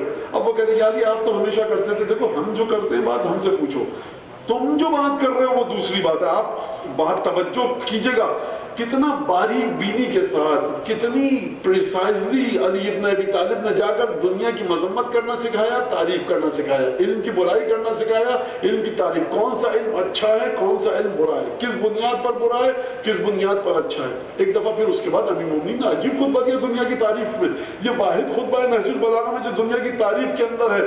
فرمایا مسجد احب اللہ، یہ دنیا وہ جگہ ہے جہاں خدا کے محبوب بندے سجدہ کرتے ہیں، مصلی ملائکۃ اللہ، خدا کے ملائکہ یہاں پر آ کر نماز پڑھتے ہیں، سجدہ کرتے ہیں۔ متجر اولیاء اللہ، اولیاء خدا یہاں پر تجارت کرتے ہیں۔ سویا تھا نا یہی جملہ کہنے والا ہجرت کی رات بستر پر، یہی تو اس نے اپنا نفس بیچا تھا جو خدا کی مرضی خریدی تھی۔ تو کہاں پر یہ واقعہ ہوا؟ محبت و وحی اللہ، یہاں پر خدا کی وحی نازل ہوتی ہے، تو دنیا کی برائی کیوں کر رہا ہے؟ کس بات پر برائی کر رہا ہے؟ اولیاء خدا نے، وہ جو تھے اولیاء خدا جنہوں نے یہاں پر کاروبار کیا، اکتسبوا الرحمت فربحوا، انہوں نے کام ایسے کیے، خدا کی رحمت کو کسب کیا، یہیں سے وہ حر جو لعنت اللہ ہو سکتا تھا علیہ باللہ، اب وہاں پر السلام علیکہ یا حر ابن یزید الرعاحی آپ جا کر پڑھتے ہیں، وہ اسی دنیا میں کام ہوا، تمام کے تمام کام اسی دنیا میں ہوئے۔ یہ تو دنیا کی برائی کیوں کر رہا ہے؟ دار الصدق لمن صدقہا، جو اس کے ساتھ سچا رہے گا یہ اس کے ساتھ سچی رہے گی، ودار عزت لمن اتعظ منہا، یہ نصیحت کی جگہ ہے اس کے لیے جو اس سے نصیحت حاصل کرے گا۔ نمرود کا قصہ کیوں نہیں پڑھتے؟ فرعون کا قصہ کیوں نہیں پڑھتے؟ مغل بادشاہوں کو دیکھو، میں پہلے بھی بتا چکا ہوں، دلی سے گزر رہے تھے ہم رکشے میں، اس نے کہا مولانا یہ ہمایوں کا قبر ہے، میں نے کہا بیٹا 700 سال پہلے کہتے تو دیکھتے تم کو، ہمایوں کی قبر یہ ہے، یہ بابر کا مزار ہے۔ مطلب تاج محل میں ہزاروں لوگ جا رہے ہیں دیکھنے کے لیے، لیکن قلبی تعلق یہ کہ یہ انہیں محترمہ کی خبر ہے جن کے لیے سب لوٹ مار کے یہ فسیدہ کھڑا کیا گیا تھا تاج محل، تو توجہ ہی نہیں ہے کسی کی، یہ سب دنیا میں ہوا، اور دنیا میں وہ قبریں بھی ہیں جن کے لیے آپ اپنا آرام و سکون چین برباد کر کے بغل باز کے پیسہ ضائع کر کے جاتے ہیں زیارت کے لیے، بغل باز کے۔ تو یہ ہوتا کہاں پہ؟ سب کچھ دنیا میں ہو رہا۔ یہ جو پانی کا گھوٹ پی کر آپ ایک یاد کرتے ہیں سید الشہداء کی پیاس کو قاتل پر لعنت کرتے ہیں، 4 لاکھ چیزیں آپ کو ملتی ہیں، یہ ہو کہاں رہا ہے؟ جنت میں اسی دنیا میں ہو رہا ہے۔ مولا کائنات فرماتا متجر اولیاء اللہ، خدا کے سچے ولی جو ہیں، نیک بندے خداوند تبارک و تعالیٰ کے سلسلے میں یہاں پر تجارت کرتے ہیں۔ اکتسبوا الرحمہ فربحوا، انہوں نے رحمت کو خریدا اور اس کے بعد یہ کامیاب ہو گئے۔ یہاں پر امام علی نقی علیہ الصلوۃ والسلام الدنیا سوق ربح فیہا قوم وخسر آخرون، دنیا ایک بازار ہے، مارکیٹ ہے، اسٹاک مارکیٹ ہے، بعض یہاں پر جیت کے آگے نکل گئے اور بعض لوگ دوسرے تو انہوں نے گھاٹا کیا، تو سب کا سب اسی دنیا سے ہوگا۔ تم دنیا کی کیوں برائی کر رہے ہو؟ کیا تم نے دنیا کو طلب کرنا چاہا؟ جب جا کر دنیا نے تمہیں دھوکہ دیا۔ تو یہ اولیاء خود آپ دیکھیں عجیب بات نہیں، متجر اولیاء اللہ، مصلی ملائکۃ اللہ، محبت و وحی اللہ، مسجد اولیاء اللہ، مسجد احباء اللہ، اللہ سے محبت کرنے والوں کے سجدے کی جگہ ہے۔ سجدے کی حقیقت وقوع پذیر کہاں پر ہے؟ بالا ترین عبادت اسی زمین پر۔ امتحانات بشر کو کہاں پر ہوتے ہیں؟ اسی زمین پر۔ عبادتیں کہاں پر کرتا ہے؟ اسی زمین پر، اسی دنیا میں۔ تو تم نے عجیب طریقے سے اس دنیا کو دیکھا، غلط طریقے سے، غلط زاویے سے دنیا کے ساتھ معاملہ کیا، تو تم یہ کہہ رہے ہو۔ آپ نے دیکھا ایک دفعہ علی بن ابی طالب، کون علی بن ابی طالب؟ رجب شعبان کے روزے رکھ رہے ہیں، کنویں بھی کھود رہے ہیں، مدینے کی گرمی میں، کوفے کی گرمی میں رجب شعبان کے روزے بھی رکھ رہے ہیں۔ روایت ہے کہ پورے رجب اور شعبان کے روزے رکھتے تھے، جو دوسرے مستحب روزے اور مہینوں میں اس کو چھوڑ دیجئے، رجب شعبان کے روزے مولا کائنات، اور پھر اس کے بعد ماہ مبارک اور کدال ہاتھ میں، پھاوڑا ہاتھ میں، یہ تمام کام کر رہے ہیں۔ عبادت کے بارے میں بھی آپ دیکھیے جا کر، نماز کے بارے میں کس طرح سے امام نے نماز کے بارے میں فضیلت کو بیان کیا، روزے کی فضیلت کو بیان کیا۔ اچھا فضیلت بیان ہو رہی روزے کی، نماز کی ہوتے ہوتے ایک طرف نماز اور روزے کی برائی۔ اب آپ کیا کریں گے؟ خوب توجہ کیجیے گا، یہ کام علی بن ابی طالب کا ہی ہے کہ غیبی چیزوں کی جہات اور پہلوؤں کو اس طرح سے بتانا کہ 1400 سال بعد کا مسلمان بھی علی بن ابی طالب کے ارشادات کی روشنی میں اپنی زندگی کی راہوں کا تعین کر سکے۔ نماز و روزے کی برائی کیا فرمایا کہ کم من صائم لیس لهم من صیامہ الا الجوع والعطش، کتنے روزے دار ایسے ہیں کہ جن کے روزوں کا نتیجہ سوائے بھوک اور پیاس کے کچھ نہیں۔ وَكَمْ مِنْ قَائِمٍ بِاللَّيْلِ لَيْسَ لَهُمْ إِلَّا التَّعْبُ وَالسِّحْرُ. کتنے راتوں میں اٹھ کے عبادت کرنے والے ایسے ہیں کہ جن کو راتوں میں اٹھ کے عبادت کرنے کا اجر سوائے نیند حرام کرنے کے اور تھکاوٹ کے کچھ اور نہیں ملتا. یعنی آپ نماز پڑھتے ہیں آپ کی، یعنی اس شے کو، اس چیز کو اس کے آخری سطح پر جا کر بیان فرمانا، یہ عجیب بات ہے. اب یہ رزق جب ملے گا ہمیں جہاں سے، ہم اسی کے دروازے پر آ کر پڑاؤ ڈالیں گے، ہم اس دروازے سے ہٹ نہیں سکتے. پھر فرمایا حبذا نوم الاکیاس و افطارہم، کیا کہنا عقل مند لوگوں کے روزہ نہ رکھنے کے اور راتوں کو سو جانے کے. سبحان اللہ سبحان اللہ. مولانا یہ نہیں کہ عاقل، یہ تو میں نے ترجمہ کیا. مولانا یہ نہیں کہ حکیم، کچھ نہیں. مولانا کہ اکیاس. اب یہ اکیاس میں 5 منٹ اوپر ہو چکے، میں جو پہلے ختم کرنا تھا. اکیاس یعنی ہم جو اردو میں کہتے ہیں چالاک آدمی. چالاک جب علی بن ابی طالب کہیں اس کا مطلب کیا ہے؟ یعنی اچھے اور برے کا انتخاب نہیں کرتا، یہ اچھوں میں سے بہترین کا انتخاب کرتا ہے اور جو چیز اس کے لیے سب سے زیادہ ضرورت کی ہوتی ہے اس کا انتخاب کرتا ہے. توجہ کیا آپ نے؟ اگر آپ صحرا میں جا رہے ہیں اور سفر پہ صحرا کے 3 دن کے لیے صاحب آپ پیدل چلیں گے، وہاں پہ پرفیوم بھی رکھیے اور آئینہ بھی رکھیے اور فلاں بھی چیز رکھیے، تو کہے گا بیچ میں پیاس لگی، آپ کہیں گے ساتھ یہ پرفیوم بھی تھا، یہ فلانا جل، وہ کیا آلہ بلا جو سب ہے آج کل وہ رکھ دیا. عجیب عقل مند آدمی تھے آپ. بالکل پانی رکھنا چاہیے تھا آپ کو صحرا میں، ہمیں نہیں پتا. اسے کہتے ہیں اکیاس. یعنی بڑی چالاکی اور عقل مندی کے ساتھ کہے کہ آخر میں اہم ترین چیز کیا ہے. تو مولا کہنا دیکھو نماز پڑھ لینا ہمیشہ اہم نہیں ہے، بلکہ دیکھو نماز کے مقابلے میں کون سی عبادت آ رہی ہے. تم راتوں کو عبادت کر رہے ہو، اس کے مقابلے میں کون سی عبادت آ رہی ہے. بھائی ماں بیمار پڑی ہے، باپ بیمار پڑا ہے، کوئی مومن دوست سے بھائی ہے، رشتہ دار ہے، ذوی حقوق ہے، میرا تعلق ہے اس سے، اس کو اس وقت ضرورت ہے کہ میں رات کو اس کے سرانے بیٹھوں. ارے ہم تو جا کر قرآن پڑھنا تھا، یہ بیٹھ گئے. آپ جا کر دیکھیے کہ چیزوں کو کس طرح سے دین کو لیا جائے، کس طرح سے حرام اور واجب کا تعین کیا جائے، درجہ بندی کیسے کی جائے، کس طرح سے. ایک صاحب نے پوچھا کہ مولانا ہم نے روزگار پرووائڈ کیا کچھ خواتین کو، لیکن بڑا تھکن ہو جاتی ہے، نماز شب نہیں پڑھ پاتے.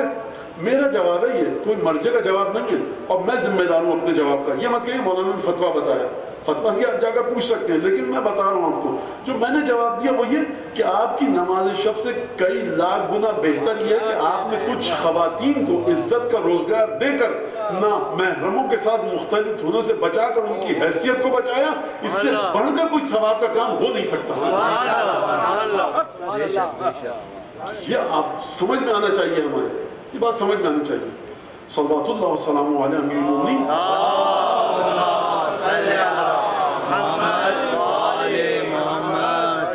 دونوں شہزادوں کا.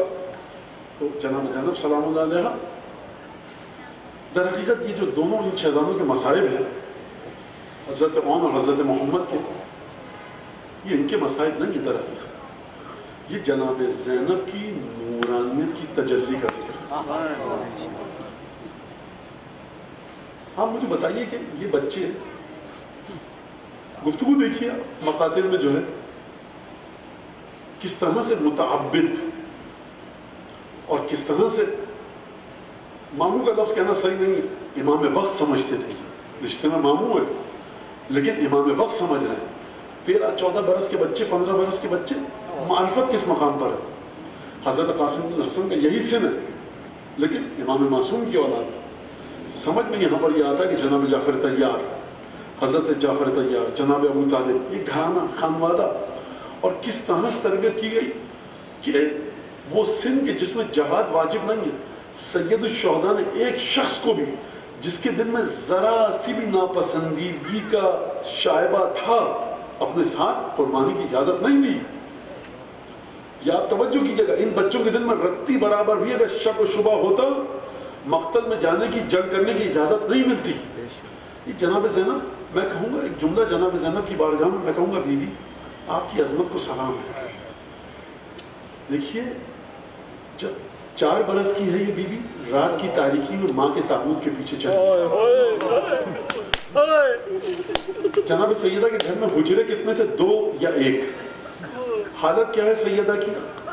بازو بھی زخمی ہے، پہلو بھی زخمی ہے، گھر میں جھاڑو بھی دے رہی ہیں، سر پہ پٹی بندھی ہوئی ہے، کبھی بیٹھ کر نماز پڑھ رہی ہیں.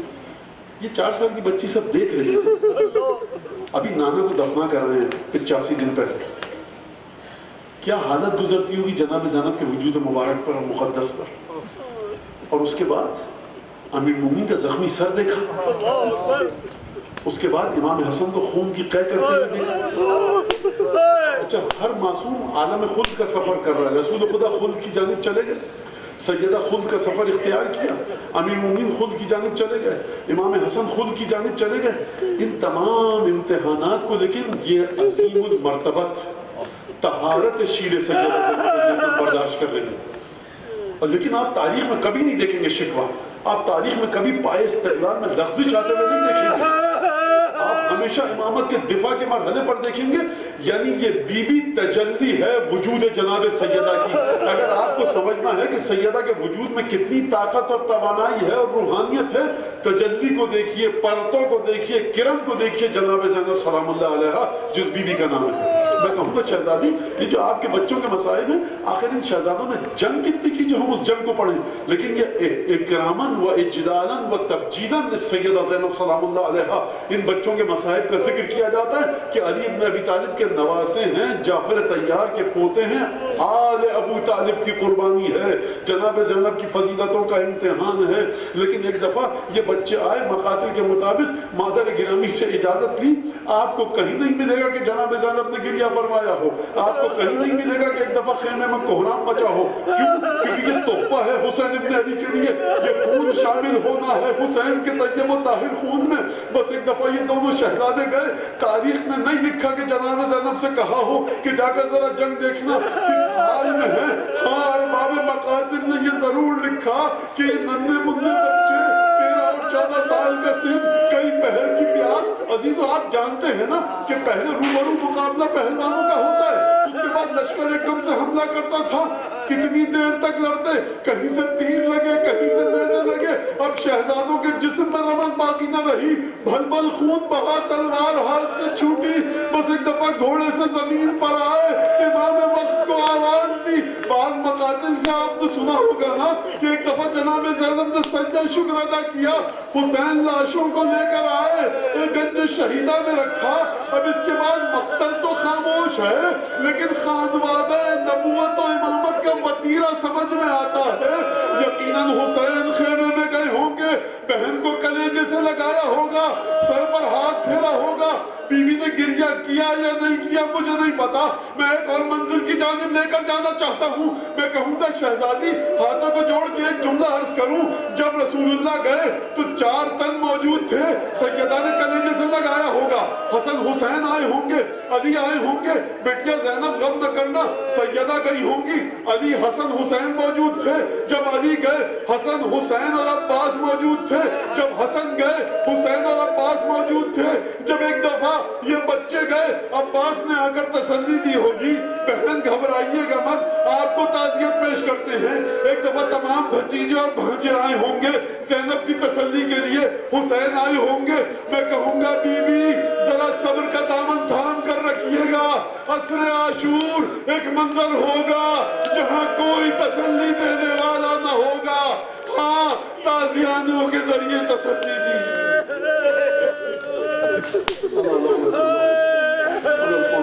وسيعلم الذين ظلموا أي منقلب ينقلبون. اللهم بحق محمد وآل محمد عليك صل على محمد وآل محمد وعجل فرجهم وأهلك عدوهم من الجن والإنس من الأولين والآخرين واكفنا ما همنا وارزقنا العافية ووسع رزقنا وطول أعمارنا مع الصحة والسلامة في الجسم والروح. ربنا تقبل منا إنك أنت السميع العليم وتب علينا إنك أنت التواب الرحيم. پروردگار تجھے جناب زینب کی عظمت کی، عصمت کی، مظلومیت کی قسم دیتے ہیں.